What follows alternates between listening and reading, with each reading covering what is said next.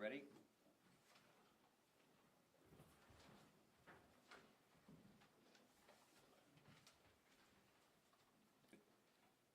All right, well, first and foremost, I want to say thank you to our partners from the media for joining us this afternoon. For those of you I don't know, my name is Mike Sostruck. I am the Commissioner for the Department of Public Safety. I want to say thank you to the law enforcement leaders that are joining me up here today.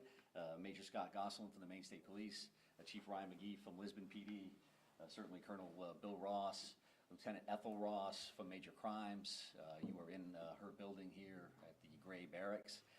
And the primary reason that we're here today is that we had a tragic loss of life in Sabattus, right on the Lisbon line. And when we have tragedies such as that certainly spill over into the public forum right there on Route 9 at 4:15-ish in the afternoon.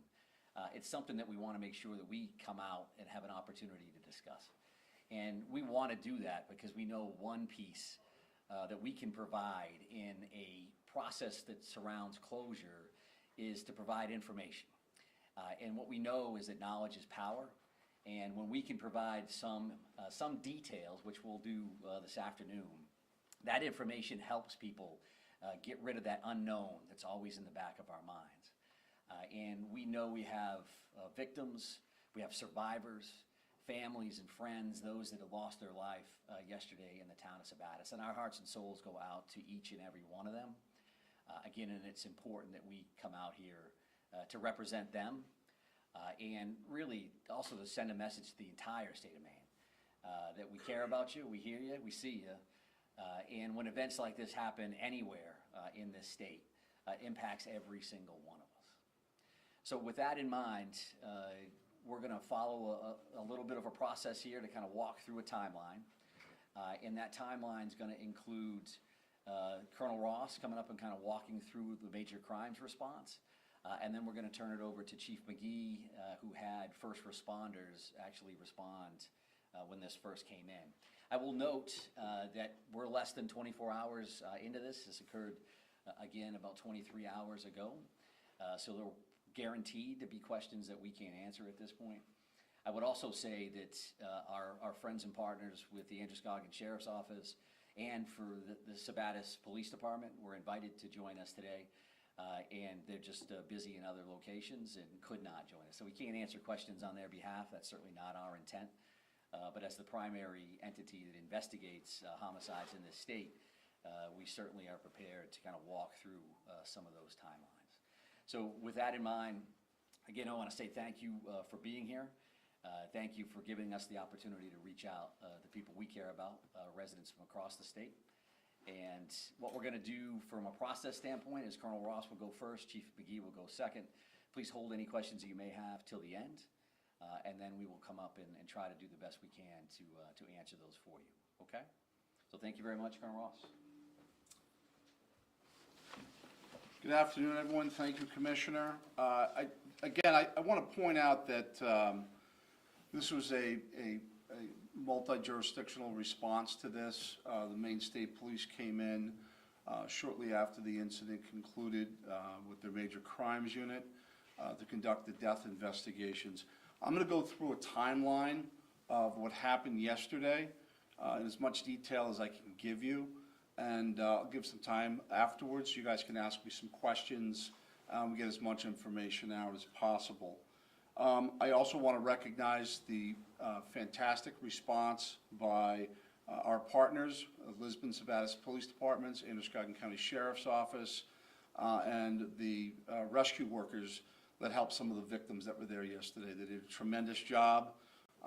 This was a very dynamic scene, something you don't see typically, and they did a great job in bringing it all together, preserving the crime scene so when our folks got there. I just want to take you back to yesterday, which was April 2nd. Sometime during the day, a man by the name of James Davis III, is a 29-year-old. He lives at 143 Doobie Drive in Sabattus. He went over to his father's house. His father lives at 27 Birchwood Drive, also in the town of Sabattus.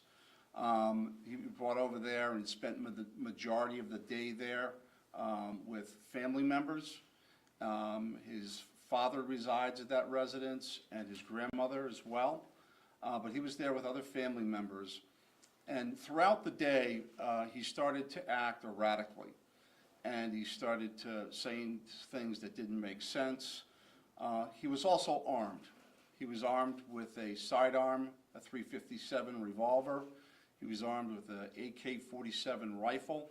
And we believe he also had maybe one or two other firearms that he had brought over to that residence on Birchwood Drive. Throughout the day, family members were trying to get in touch with James Davis III's mother. She's kind of the primary caregiver to James, even though he's a 29-year-old male.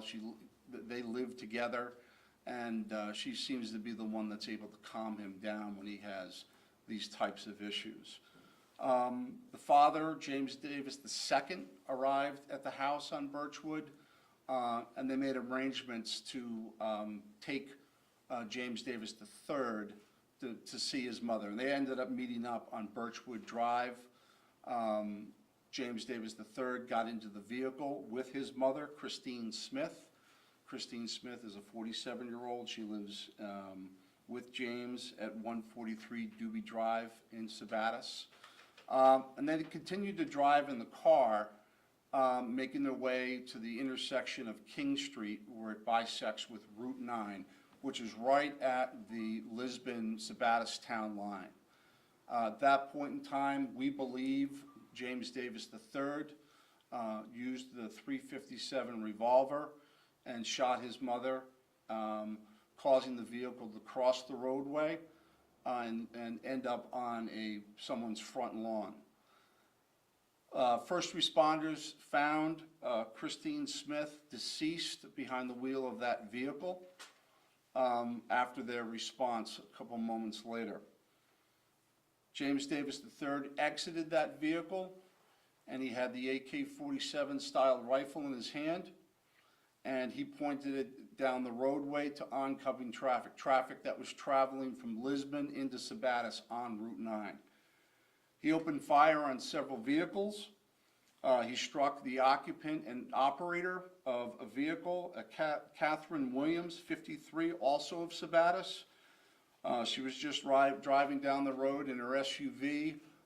Several bullet holes went through the vehicle, and she has no known association to James Davis III. She was struck, and the vehicle continued down Route 9, crashed into a house, and she was later found deceased from those gunshot wounds by first responders.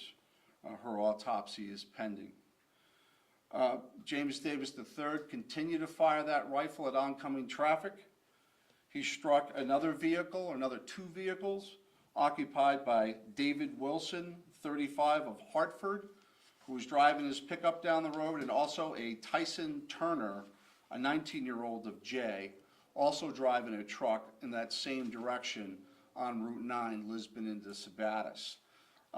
Several vehicle strikes to the vehicles. Both individuals were hit and wounded. They were able to pull over, and those were the two individuals that were able to call 911, one of several people that did, and reported what had happened to them.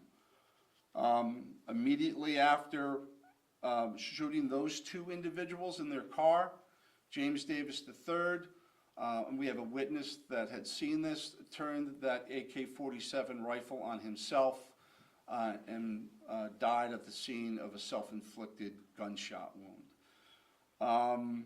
Again, a very dynamic scene involving a mother and an adult child, so it has a domestic undertone to it. And then you have random acts of violence of people that James Davis III did not know and did not have contact prior to the shooting.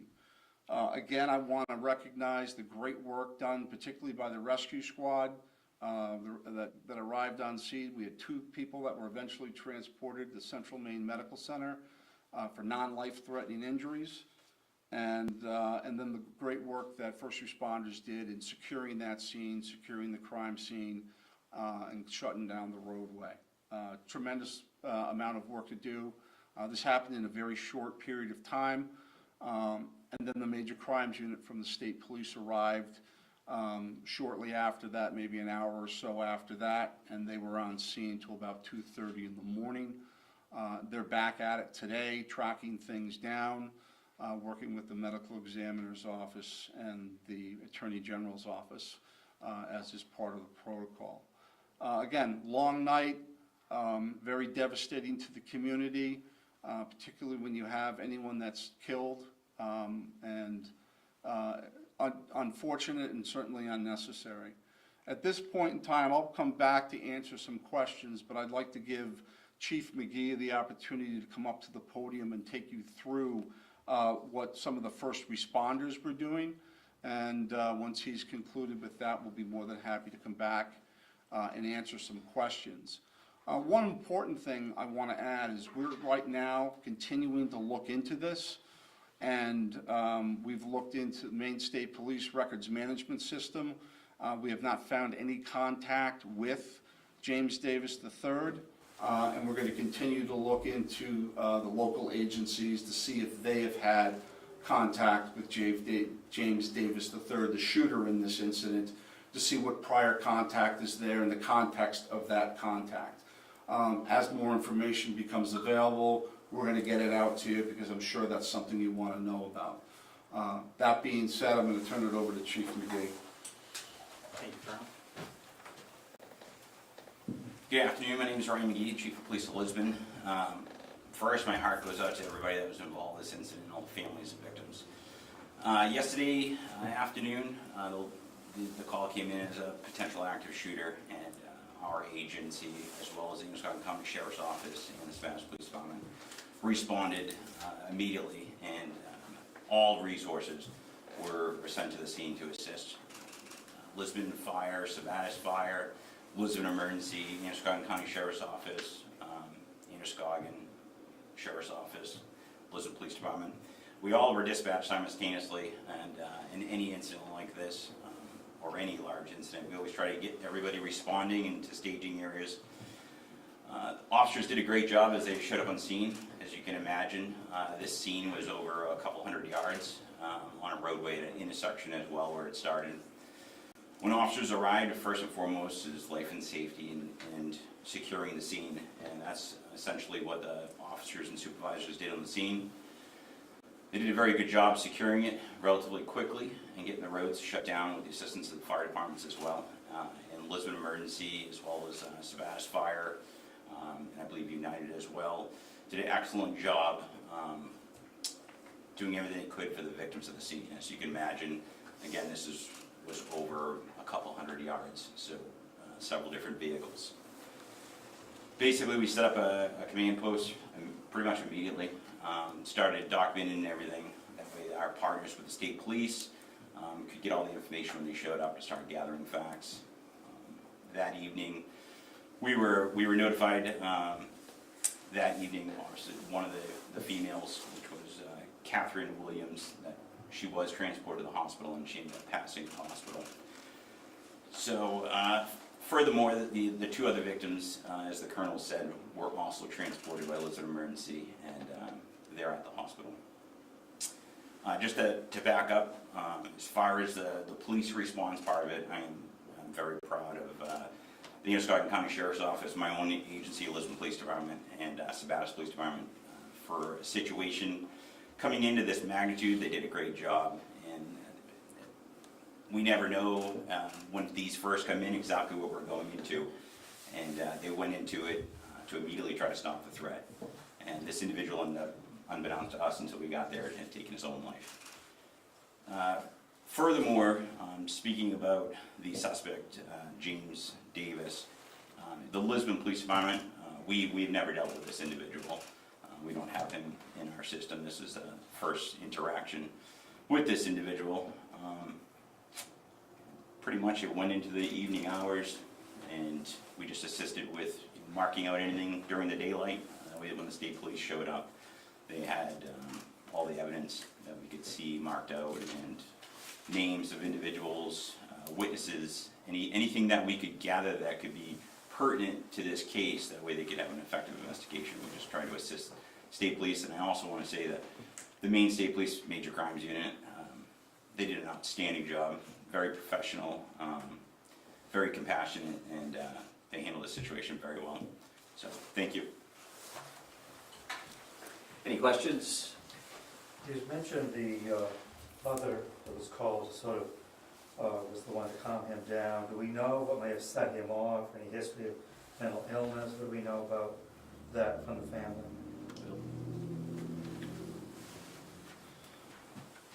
What we know from interviewing family members is that he was definitely in some type of mental health crisis that day. But in terms of some longer-term medical issues involving mental health, they weren't indicating that that was present. To what extent and how prolonged his episode was, that is not clear right now. But based on interviews we've done with the family, it doesn't appear that this is something that has been around for a while. Does the guns he had, was any attempt made to take the guns away, or any, I guess there was never a court filing, but did the family try to take his, think about taking his guns away at all? From what we know today, he had those guns when he arrived at the father's house yesterday morning. He had them with them all day. He had them when he got into his father's truck and then got into his mother's truck. And based on interviews we've had, I don't believe there was any discussion of removing those firearms or calling the police. Someone who's acting erratically, though, do you feel like that's an indication that maybe we should? It'd be a good time to call the police. Were they guns that he had possessed for a long period of time, or were these guns that he may have purchased recently? Do you know? He has several firearms. Again, the investigators went to the residence and recovered more firearms at the house.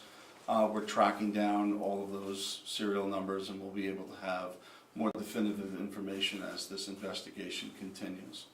How did he get to his father's house? Did he drive himself, or was he driven? I believe he was driven by his mother in the morning. Okay. And he was a functioning, normal adult. He was 29. He was living with his mother. Was this a caretaking situation in any sense? I know you said there was a history of mental health struggle, but was this just a living situation? He was 29, living with his mother, didn't have a driver's license, and I think his work history was sporadic based on interviews with family members. And that's really all we have. Doesn't appear to be someone who really went outside the area or worked outside the area. So someone very localized to Sabattus over a long period of time, most of his life. Was there any possible history of drug use or anything of that sort?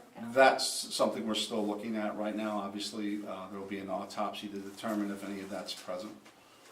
The question was about drug usage, and the autopsy should be able to determine if there's anything on board. We had the case in Yarmouth where they, after a deadly shooting, they shot at strangers as well in Yarmouth.